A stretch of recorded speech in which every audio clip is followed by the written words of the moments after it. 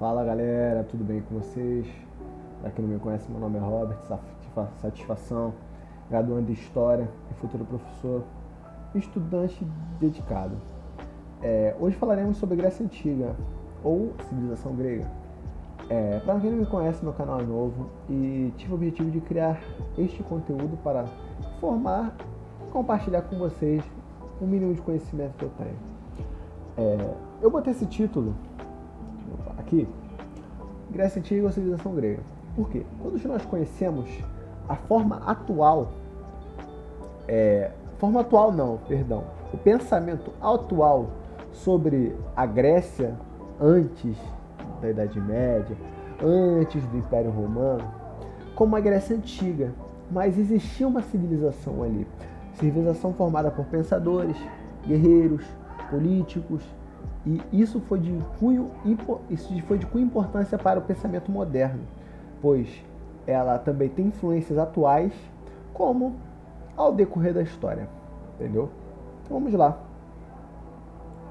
Se você sua primeira vez aqui, se você se interessar pelo conteúdo, aconselho a se inscrever no canal, a deixar o like, dar o sininho e compartilhar com os amigos, pois poderá estar ajudando assim a mim e aqueles que estão em dúvidas. Dormiu na aula de história? Estou aqui para te salvar. E atualmente, quando pensamos em Grécia Antiga, nós imaginamos apenas aquela região da Grécia.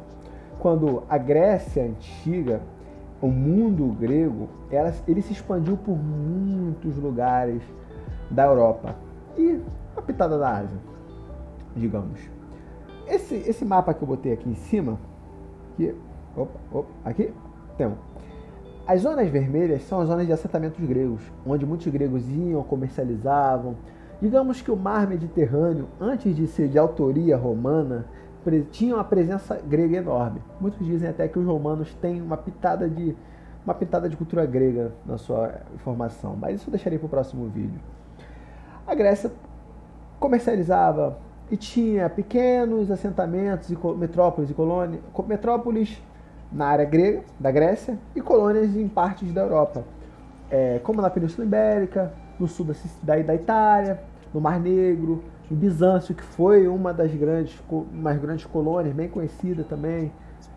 Uma coisa que a gente vai ver lá na frente, que motivou muitos persas também a guerra das Médicas, também foi essas colônias que habitavam ali na Ásia Menor. E mapinha aqui. Okay. Vamos lá. Período da Grécia Antiga. A Grécia Antiga é diferente do que a gente pensa sobre aquele período de cidade-estado, filósofos. Possuía diversos períodos também de formação. Período pré-homérico, o período homérico, o período arcaico, o período clássico e o período helenístico. Eu falarei que cada um representou. Vamos lá. O período homérico foi o primeiro pré-homérico, foi o primeiro período de formação da formação da imigração de povos indo-europeus até aquela região da Grécia. Povos arianos, aqueus, pegando uma colinha. Éolios, dórios. Eles migraram para as regiões situadas no sul da Península Balcânica, entre o mar Mediterrâneo. E acredita-se por volta de 2000 anos antes de Cristo que os aqueus chegaram primeiro e viviam num regime de comunidade primitiva. Ou seja, aquele conceito de pensamento, de cidade-estado, estava bem longe de se acontecer. Existia um pensamento mais primitivo naquela região. E muitos desses povos que eu citei estabeleceram contatos com os cretenses, que adotaram a escrita e se desenvolveram, construíram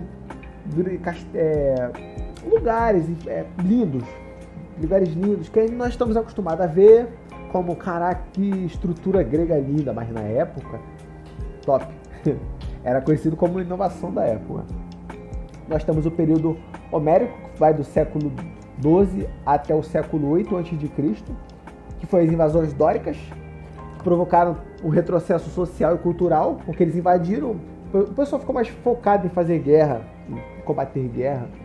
do que avançar comercialmente. Porque na época antigamente, nas épocas antigas, o comércio ele era responsável pelo desenvolvimento.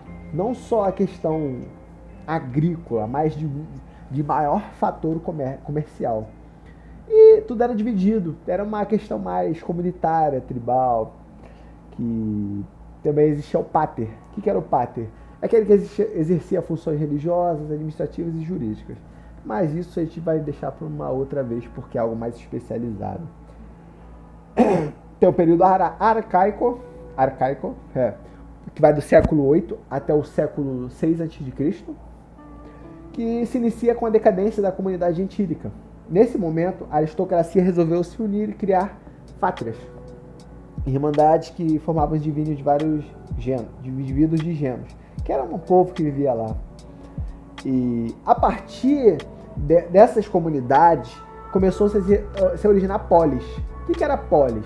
Era estados, polis grega, que eram as cidades-estados, entendeu? Diferente do que muitos pensam, que estão muito acostumados a ver reinos governados sob o mesmo comandante, cidades-estados tinham sua independência.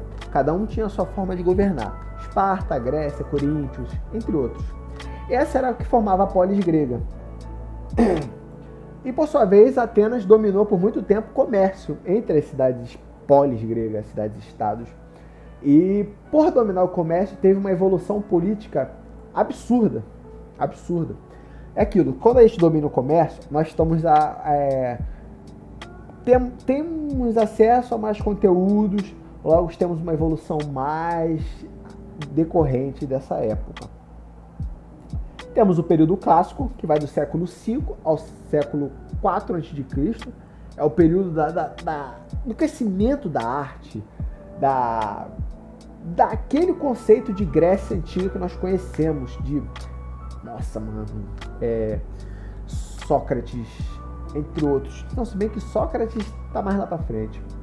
E o que marcou o período clássico foi as guerras médicas, que nós falaremos mais lá para frente, que foi guerra entre as cidades gregas e os persas, que ameaçavam o comércio. Lembra quando eu mostrei o mapa e mostrei que aquilo tudo era colônia grega? Os persas não gostaram muito bem disso, pois os persas estavam crescendo, um império absurdo. E eles viram a presença grega nas suas colônias uma ameaça. Pode dizer que foi nesse período que Esparta também teve a sua ascensão política e econômica, pois guerras também, Esparta era uma sociedade bem militarizada, não podemos esquecer isso, falarei mais pra gente.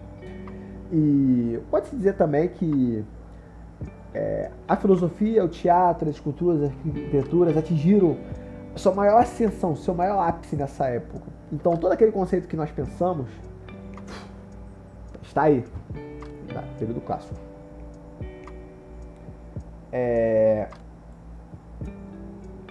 Período helenístico. O período helenístico foi a época da Macedônia, antes considerada bárbara pelos gregos, chegar e tomar aquilo para si. Filipe viu na Grécia uma grande oportunidade de avanço cultural e social na Macedônia. E ele considerava que poderia unir os povos. Tanto é que ele tomou a Grécia para si e se adaptou à cultura helênica. Até porque quando a gente fala que os gregos consideravam os macedônios bárbaros, eles tinham quase a mesma língua. Mesma língua, eu não sei, não posso afirmar. Eles tinham quase os mesmos métodos. Diferentemente, apesar dos macedônios possuírem um rei, uma forma mais tribal. E Filipe, pai de Alexandre o Grande, viu na Grécia uma oportunidade de crescimento cultural, digamos. E o período helenístico vai do século III, 4, 3, até o 1, como se há o protetorado romano sobre a Grécia. Quando os romanos chegaram na Grécia e falaram, é meu, pegaram, copiaram tudinho, cultura grega, beleza, agora é cultura romana. É Zeus e Júpiter, porra, complicado, né, amigo? Ares, Marte, só mudou o nome, praticamente. Pegou quase tudo da Grécia, entendeu? Então, lembra quando eu falei que os romanos também têm uma pitada de grego? na sua formação, mas isso vai ficar para um próximo vídeo, digamos. Esparta e Atenas. Caraca, Robert, por que você botou só Esparta e Atenas, sendo que a Grécia tinha bastante cidades polis?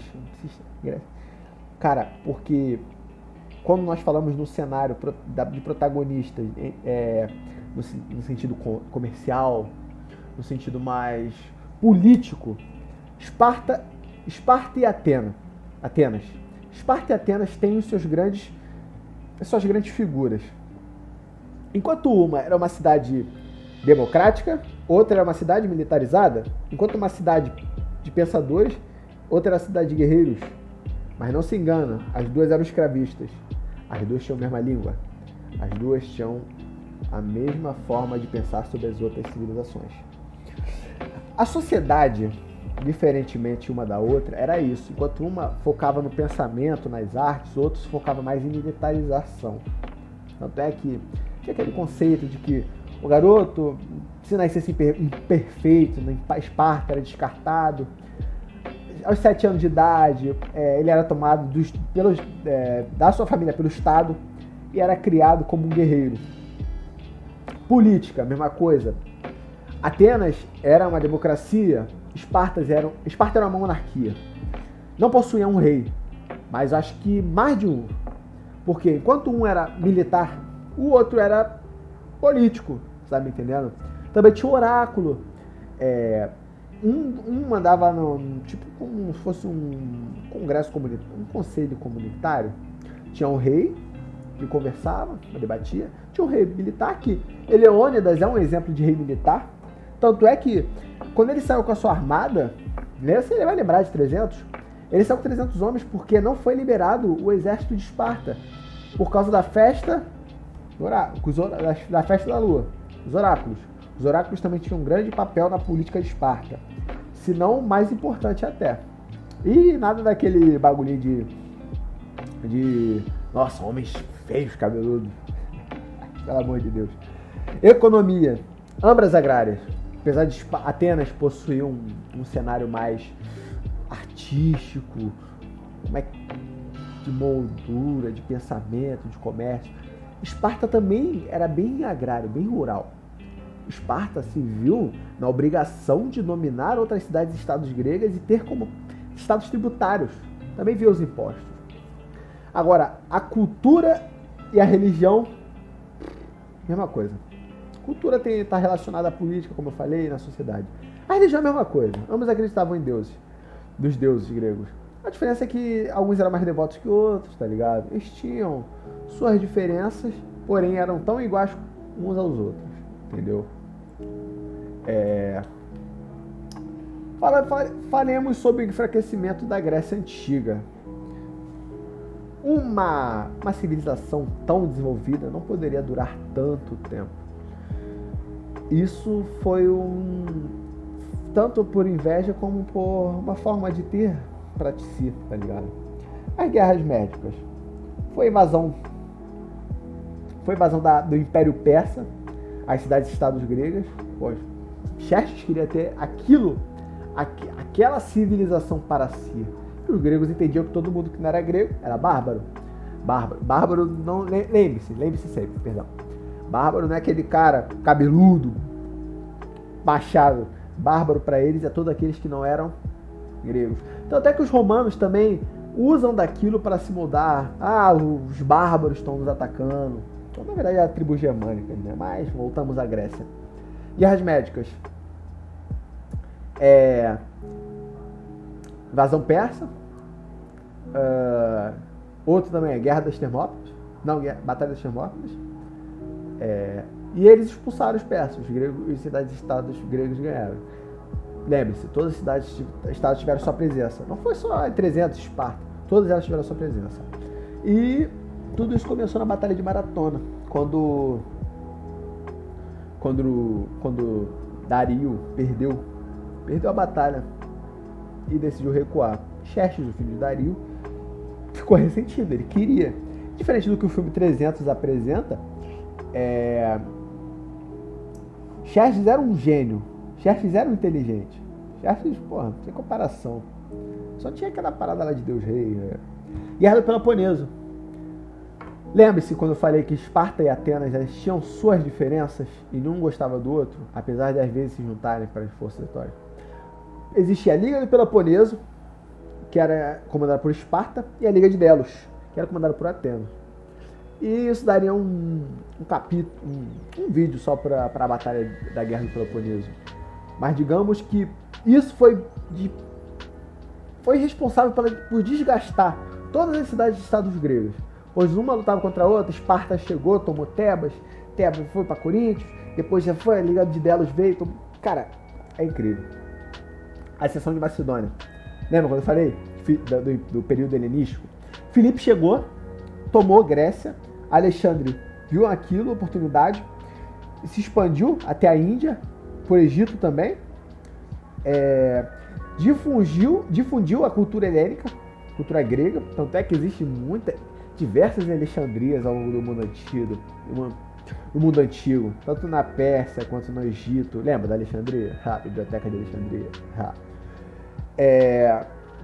E quando Alexandre morreu, ele não tinha herdeiro, foi dividido para os seus generais. Então ficou o Império Ptolomaico, o Império Macedônico também, que teve um dos generais que se chamava Filipe, ele decidiu aderir ao nome de Filipe. E não se lembro bem se foi Filipe VI que dominava aquela área da Grécia, que devido a algumas desavenças com os romanos, cara, mano, se vocês soubessem como desencalhou o domínio romano sobre a Grécia, dá um vídeo inteiro. Escuta o que eu tô te falando. E os romanos tomaram para si a Grécia, pois eles tinham uma potência maior. Isso foi após as Guerras Púnicas, que também vai ter um vídeo só isso, se vocês quiserem. E decidiram tomar para si uma forma de adaptação da cultura grega, entendeu? Como eu falei. E falamos, qual foi o legado da civilização grega? O que levou ao decorrer da civilização grega, tá ligado? Cara, olha só. Vamos falar sobre civilização grega, foi bastante tempo. A filosofia grega está presente no pensamento bibliográfico que você não faz ideia, tá ligado? Que a filosofia, lembramos, a filosofia não é só chegar lá, meu Deus, Aristóteles, meu Deus, pensamento do homem, o Logos, que aliás eu recomendo, leiam a República. Se você quiser, se você não quiser também, não ligo, tá ligado? É opção sua. A filosofia era álgebra, geometria, conceito de matemática no total era considerado filosofia também, né? Tanto é que Aristóteles criou livros como a Política. Aristóteles era um grande matemático também, entendeu? A democracia também foi outro fator da democracia, que apesar de ser uma forma que usava o povo se reunia, pensava, decidia o que queria acontecer, o conceito de democracia de antigamente era diferente do de atual. Antigamente tinha escravo na Grécia, tá ligado? Nem todo mundo poderia ter a sua opinião no conselho. Geralmente é só as classes mais nobres, mais ricas, entendeu? As artes gregas, que está presente nos museus, entre outros, aquelas esculturas, também foi de importância para a inspiração de pintores renascentistas que viram a antiguidade como uma matéria mais pura do pensamento artístico. Tanto é que muitos renascentistas não gostam da Idade Média, porque enquanto a Idade Média ela preencheu essa época, não estou falando da Idade das Trevas, porque não existia isso, né?